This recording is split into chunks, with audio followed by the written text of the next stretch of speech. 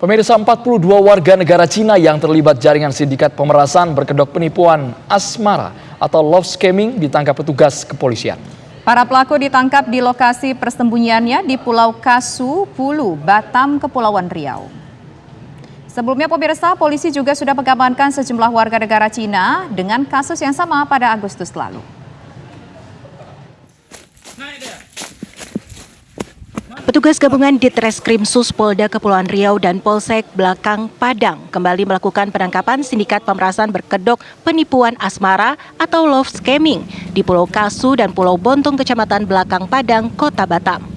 Sebanyak 42 orang warga negara Cina ditemukan di sebuah rumah warga setempat.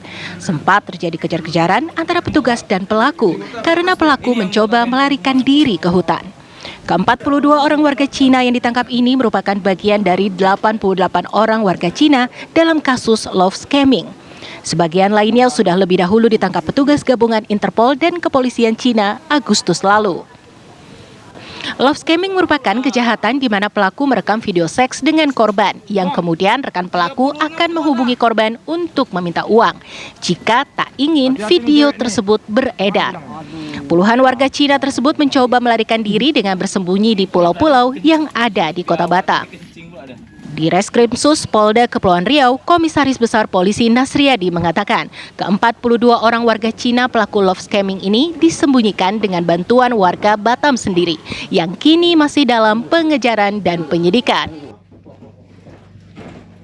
Setelah kita cek barang bukti yang sudah ada semua, paspornya betul mereka sebagian memiliki paspor China dan kita bawa ke sini, kita berkoordinasi dengan polisi China bahwa saya betul mereka adalah bagian dari jaringan yang kita tangkap 88 orang tersebut. Karena mereka melarikan diri dan melarikan diri ini difasilitasi oleh warga negara kita.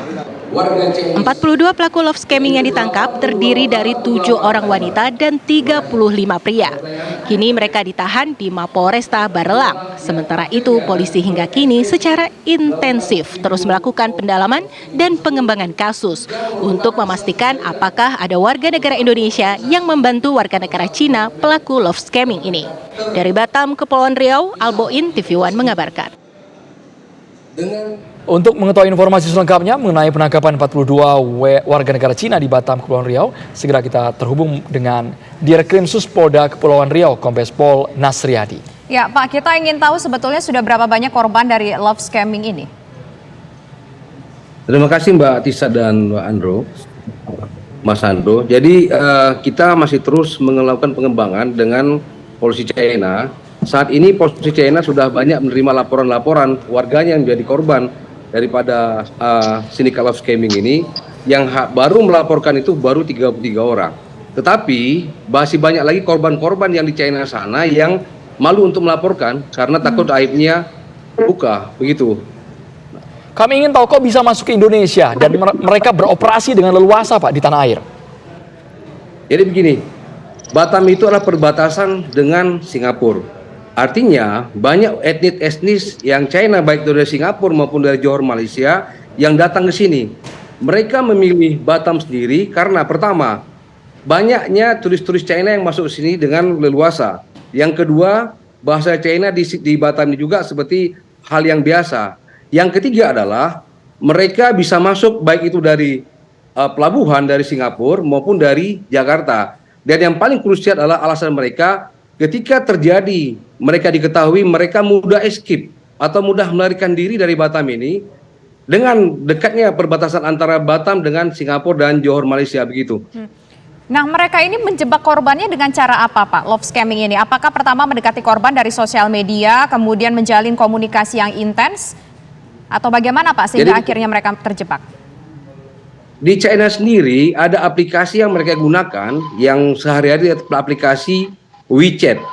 Jadi mereka memblasting WeChat ini ke China apabila ada korban yang merespon atau ada korban yang mau diajak komunikasi terus intent. Sebenarnya yang berkomunikasi adalah lelaki sesama lelaki. Tetapi ketika korbannya sudah tertarik dengan foto-foto yang dikirimkan, kecantikan-kecantikan yang mereka umbar, maka mereka akan berjanji akan bertemu melalui WeChat tersebut menjadi seperti V-call lah kita katakan. Baru ada reaksi V-call yang senonoh tersebut. Dan mereka rekam itu. Setelah mereka rekam itu, jadi ada tim untuk perayu, tim blasting, dan tim untuk merekam terutama para wanita-wanita yang kita tangkap ini.